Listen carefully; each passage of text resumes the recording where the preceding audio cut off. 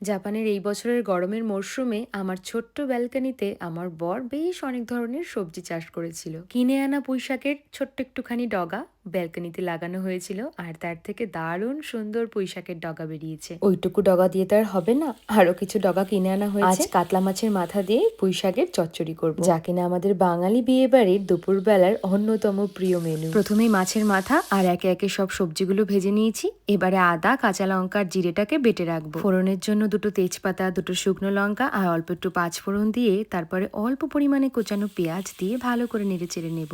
আর তারপরে আদা, কাঁচা লঙ্কা, জিরে বাটা দিয়ে কুচিয়ে রাখা টমেটো দিয়ে নুন আর হলুদ দিয়ে ভালো করে নেড়ে চেড়ে নেব। এবারে আগে থেকে ভেজে রাখা সবজি যেমন আলু, কুমড়ো আর গাজর দিয়ে দিয়েছি। আর তারপরে না আমি একটু চিচিঙ্গাও দিয়েছি। চিচিঙ্গাটা আবার আগে থেকে ভেজে রাখিনি, এই মশলার সাথে একেবারে কষিয়ে নেব। কিছুক্ষণ ঢেকে কষানোর পরে সবজি একটু মজে এলে দিয়ে দেবো কেটে রাখা পুঁই শাকগুলো। আবারও কিছুক্ষণ ঢাকা দিয়ে রেখে পুঁই পাতা নরম হয়ে এলে তারপরে দিয়ে দেবো কেটে রাখা বেগুন। এই বেগুনও কিন্তু আমার এই ছোট্ট ব্যালকনির গাছের বেগুন। আজ আর আগে থেকে বেগুনটাকে ভেজে রাখিনি, অনেক সময় আবার আগে থেকে বেগুনটাকে ভেজে রাখি। এই তো ভালো করে সব মিশিয়ে নিয়ে একটু ঢেকে ঢেকে রান্না করব, যাতে সবজির সমস্ত জল শুকিয়ে যায়। আগে থেকে ভেজে রাখা মাছের মাথাটা দিয়ে ভালোভাবে একটু গুতিয়ে গুতিয়ে মিশিয়ে দিলাম। ব্যাস, এবারে নামানোর আগে একটু চিনি, তেলে রাখা জিরে, শুকনো লঙ্কা আর ধনে গুঁড়ো আর একটু ঘি দিয়ে ব্যাস তৈরি হয়ে যাবে বাঙালির অনুষ্ঠান বাড়ির দুপুরবেলার সবচেয়ে পছন্দের মাছের মাথা দিয়ে বৈশাখের ছ্যাঁচড়া।